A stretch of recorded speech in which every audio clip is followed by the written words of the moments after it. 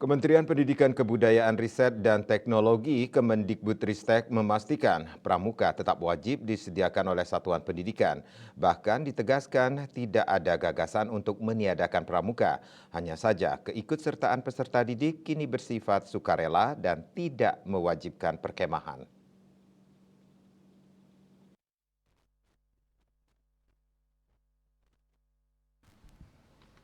Kepala Dinas Pendidikan Kepemudaan dan Olahraga Disdikpora Provinsi Bali Ketut Ngurah Boy Jayawibowo mengaku belum mengetahui ada gagasan meniadakan pramuka menjadi ekstrakurikuler di satuan pendidikan. Sepengetahuannya dalam peraturan Mendikbudristek nomor 12 tahun 2024 tentang kurikulum pada pendidikan anak usia dini, jenjang pendidikan dasar dan jenjang pendidikan menengah mewajibkan sekolah menyelenggarakan minimal satu ekstrakurikuler.